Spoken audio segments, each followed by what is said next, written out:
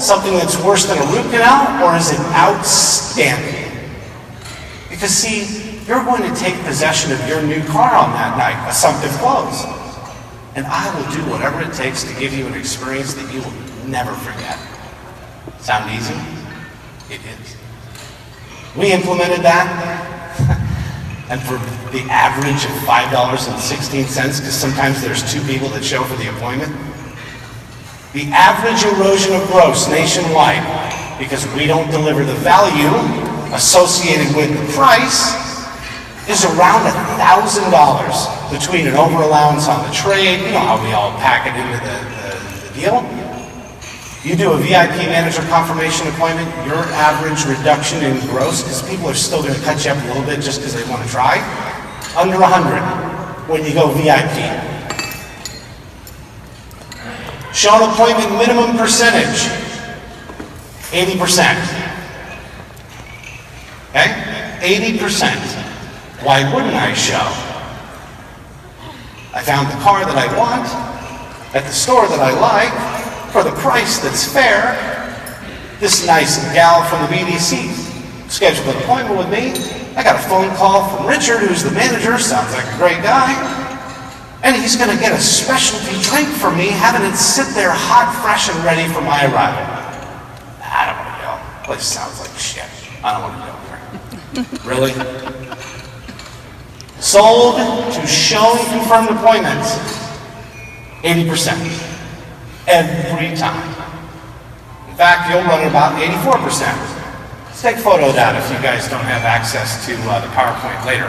That's all the gold right there. If your numbers don't hit that, it's okay. Go after it, slowly. It may take you a year. It will change your life. In-store process, discipline, must have an in-store experience. Notice there's no E. My first name is Erich, it starts with an E. You'd think I wouldn't forget the E, right? The whole point is that focus on the intersect point of so many different things that have to come together and meet in the middle. Therein lies the experience that has to be in the store. You want to see if you have an experience locked into your store? Wait till the next time someone spins down the hallway and asks one of your associates, where's the restroom? See, in the Ritz-Carlton, if you ask that question, what do? Anybody know? They walk you there. They stop short of the door. It's not weird. They're not going in the bathroom, okay? But if you want to see if you have a service leadership-fueled culture, have someone say, excuse me, where's the restroom? Oh, hang on, lady, I'm taking it up. Down the hall, turn left, hook around the business office, wave to Barbara, and then go straight in that door. It doesn't say ladies on it. It's got kind of a mop hanging, right? No, just take them right there. How can I be of service to you? Appointment creation needs to be done with the end net result in mind. Why do we struggle asking someone for an appointment? Because we think it's a lead. When it's a buyer, do I have any confidence issues at all about asking you for your time? I have what you want.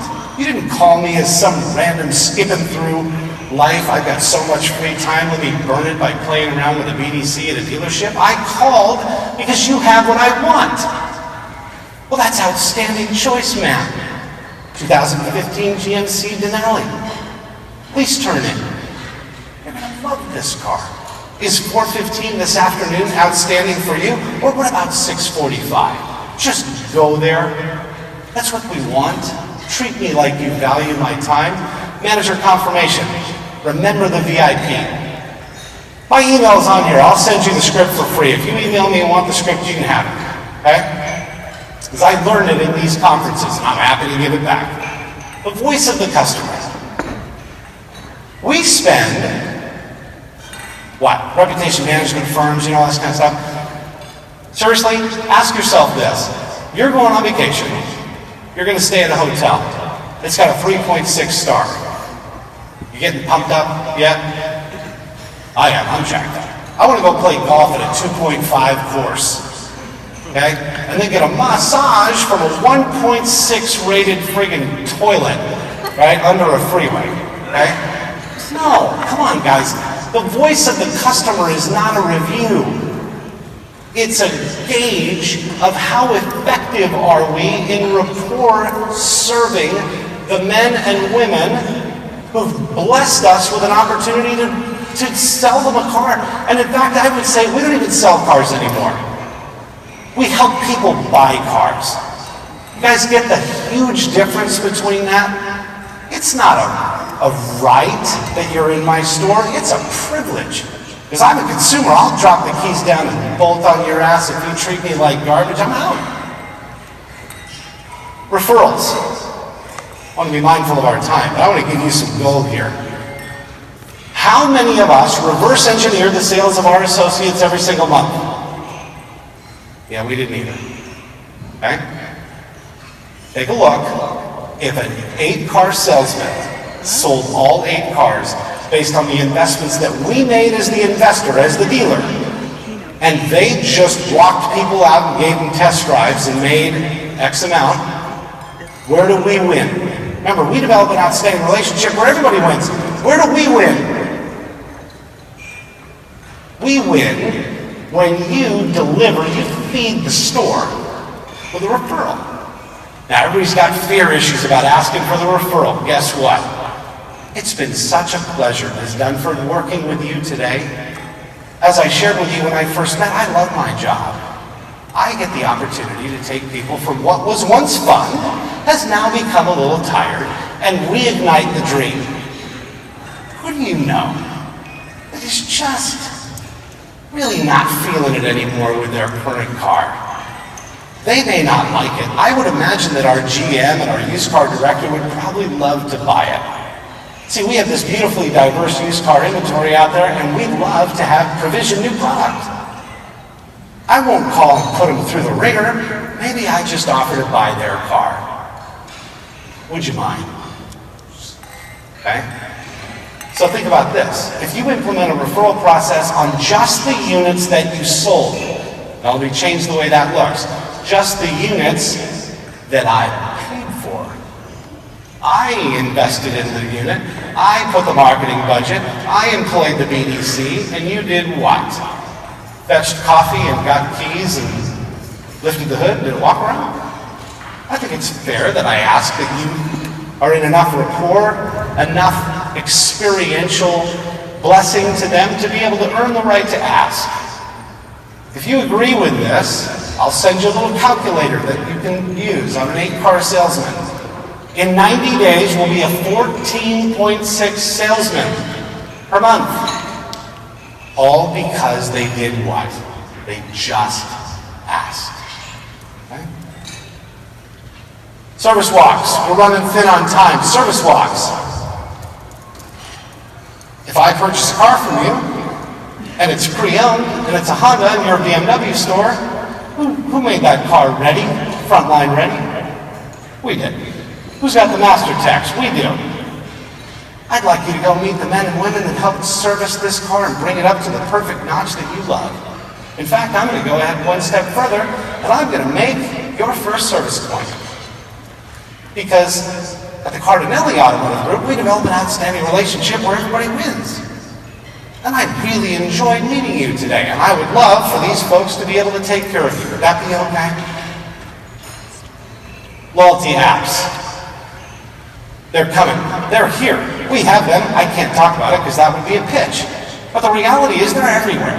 And they're in a variety of different things. But if we don't think that cars' infotainment centers aren't working amongst an app, communicating with us, reminding of a declined service, giving us the ability to create a service appointment, we're kidding ourselves. Let's not miss that ability to be of service to our active customers.